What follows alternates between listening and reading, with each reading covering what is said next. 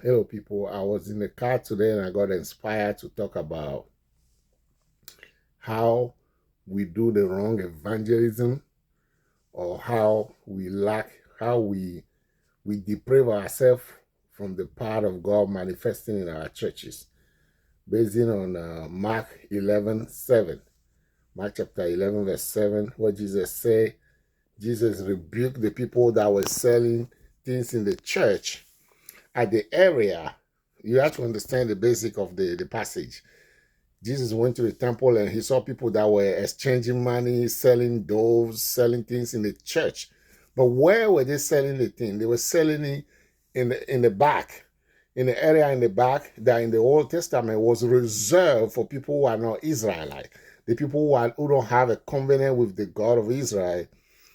That area was reserved for them. They are like minorities, either slaves or foreigners, people who are strange to the God of Israel, who want to also worship. They don't mingle with the children of Israel. They stay in the back.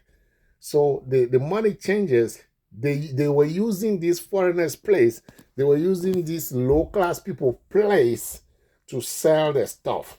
Do you hear that? Because they will not dare to use the real sanctuary for the stealing ways or the money-hungry attitude. So they were using these foreigners who don't have a lot of rights. They were using the area.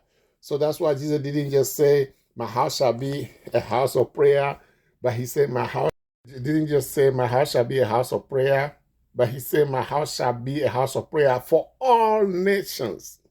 Why did he say all nations? Jesus is not crazy. Jesus didn't just talk for nothing. It's because there was a notion of all nations into the story. Like I just told you, it's because these money changers, those people selling in the church that got Jesus angry and he overthrew the table and kicked them out. They were doing their business, occupying the small place in the back that was reserved for foreigners, for slaves, people of minorities. So Jesus addressed the way they were selling things in the church that wasn't right. And he also addressed the fact that they were doing it in the area reserved for these low-class people. So follow the video now and you see how God inspired me to talk about this in my car today. Thank you. God bless you. Hello, people. How you doing? A word is burning in my spirit. And I'm driving, but I gotta put it out. I did it many times. Don't worry about me. I'll be fine. Don't worry about my color. I am who I am. Don't worry about me. You saw the title of this video. There is a way we hinder God from moving in our churches, but we have never realized it. It have escaped our sight. Do you realize that one time when Jesus got very angry, Jesus got angry a few times in the Bible, but one time Jesus got very angry that was very expressive is when the people in the church were not showing signs of internationality. Did you hear that? They were not showing the sign of internationality. What do I mean by internationality? What I mean by internationality is the fact that the church should be composed of people of different ethnicity, people of different nationality. A church should be a mix of people that are in the area where the church is. Did you hear what I just said? A church should be a mix of people, of all the different people that are in that area. So I'm saying that one time that Jesus got very angry, he threw the money changers table away, and the Bible says he whipped them. Jesus kicked them out, and Jesus was just angry.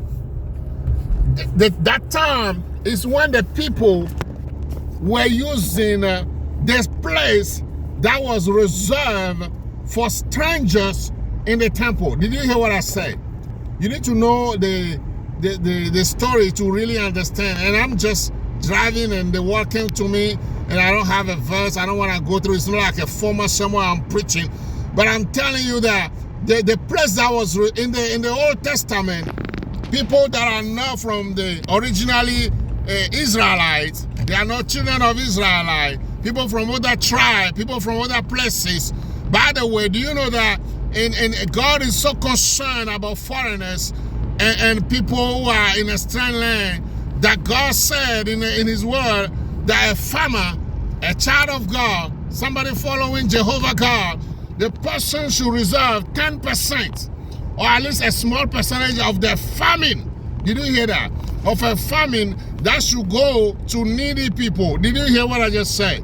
That will go to needy people or foreigners, because foreigners suffering in a foreign place that is not theirs. They are there suffering, or people who lack money, like widows and orphans and all that. God require that when you plant your stuff and you harvest them, you leave a small percentage for those needy people to come and take. Do you know that? Meaning God is concerned about other people joining his assembly. God is concerned that you and I, children of God that we claim to be, we should consider other people that are different from us. What am I saying? You ask. I'm saying that why do we have black churches? Churches where all the people around that area are only black, when there are white people and Asians, there are different races of people in that same place. Or if you say we are all black in my country, are there people from different ethnicity of that country in your church? When, for example, I take an example of Togo that I know very well. There are Ewe, there are Kotokoli, there are Kabia, there are different things.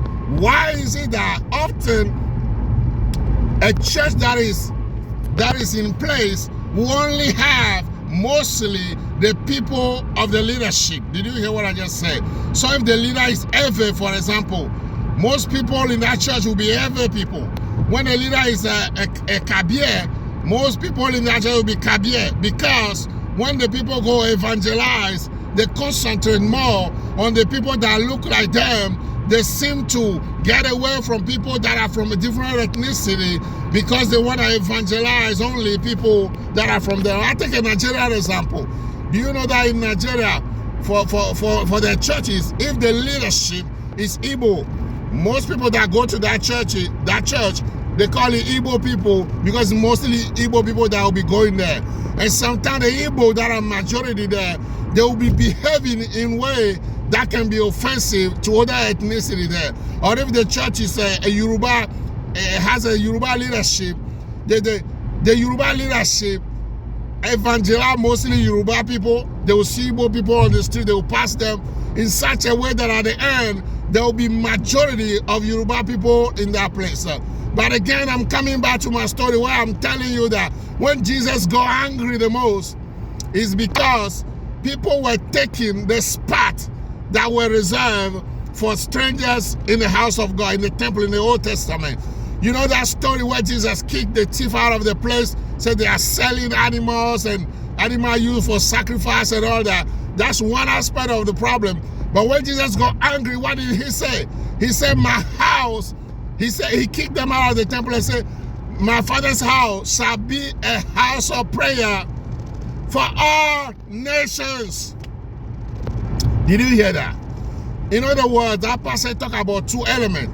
One element is the thief, people selling things in the house of God.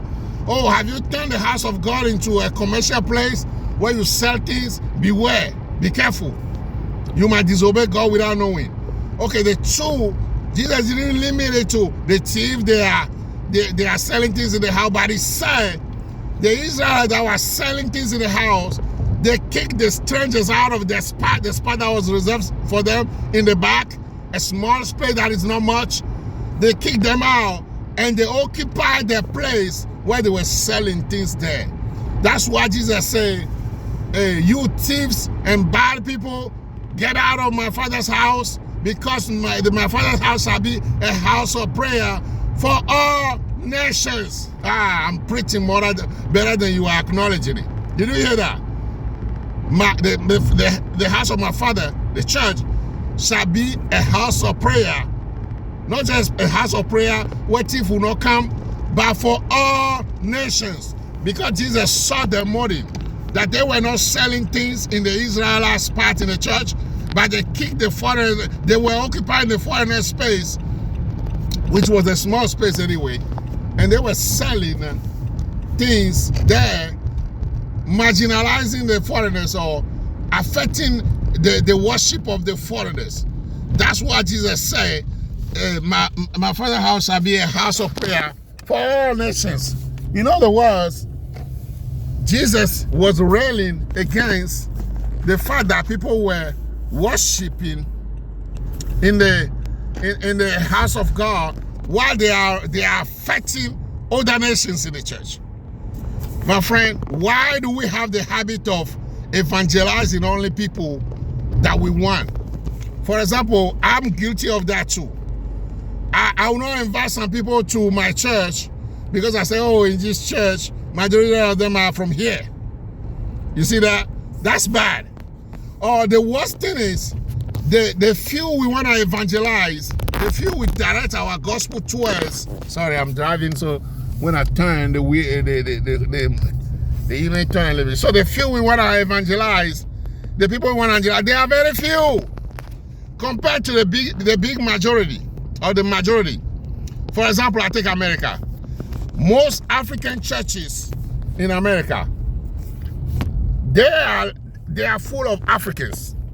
Churches that originate from Africa or have African tendency, they are full of Africans. Whereas there are many Americans, white, black, Hispanic, that are the majority of what they are, because Africans are not majority in America. But why is it that the church is full of Africans only? Because when they go evangelizing, they only evangelize the few that are from their place. Lord have mercy. Okay, people, I stopped driving now. I came to pick up my son, Prophet Theophilus. Prophet Theophil. I call him Prophet. I pray to God to give me only prophet, two of them, Joel and Theophil, prophets. Okay, let me finish my sermon. So I'm saying that in America, for example, where there are African churches, generally they have 99% of Africans. And why would that be like that? When the Africans are maybe 2% of that city, 4% of that city, or 1% of some cities, but 99% of people in the church are Africans, you are doing a wrong evangelism. Did you hear what I just said? You are doing a wrong evangelism. And that's why the power of God is not being expressed in your churches. Did you hear what I say? Because you see American, and like I said, I'm guilty of it too. When they say we should go to evangelism, I don't just go to the next house, the next neighbor, my co-worker, and just invite anybody who needs to worship God, but I go to the targeted area that fit into my church. For example, one time I wanted to invite my supervisor and some co-workers to church. I wanted to invite them to church, but I didn't. You know why? Because I was afraid the way the church is conducted, the church I was going at that time, the people will not be comfortable with it. Because the church in America, that church I was going to, is conducted as if the church was in Africa. Do you hear what I say? There are some songs they sing, some languages they speak, some way they do that a typical American will not be comfortable with. You didn't hear that? So we hinder the move of God in our life when we don't internationalize our churches, when we don't make the house of God welcoming to people from different ethnicity, people from different nationality, and people from different races. Do you hear that? So we hurt ourselves when we try to evangelize only a set of people. God is not happy with it. You say, why? Because God created everybody. God created the colors, the different ethnicities. Why do you direct only the powerful gospel of Jesus only to a minority? Like I say, I'm guilty of that too. And I'm praying that when I have my church, I will focus on the people that are in that area. Are they white people? I'm black. I will make sure the white people are there. Are there Hispanic people? I'll try to evangelize them too. So the population is represented in the church. Just the physical aspect, the way they look like. How is it going to be that there are 99% white people in a city, and then you are a black person, but the only people that go to your church, they are all black. Who do you evangelize? Don't tell me, well, it just happened, or give some other reason. We need to encourage a mix in the house of God, because God loved that. Look at the book of Acts. When the Bible said that there were people from Greece, people from here, Jerusalem from here, they came to worship, and the power of God was there when Peter preached that day, and 3,000 people were saved. Whenever there is a mix, whenever there is a group of different people, it shows God, number one, that you overcome yourself. You overcome selfishness. You overcome egocentrism. You overcome ethnicity. And then you enlarge the house of God with all the people that God has created. This is not a formal sermon, but it just burned in me. I want to tell you, we need to do better. And make sure the people that are around our church, the city the church is in, the area the church is in, all the different people in that area should be coming to your church. If they are not coming, something is wrong with the way you are evangelizing. And like I said, I'm guilty of it, and we all need to change it. Just by bringing people from different ethnicities, you will see a power of God infuse the place right away. Did you hear that? Just that. Of course, you have to pray too. You have to do other things for the power of God to increase. But just the fact there is a wide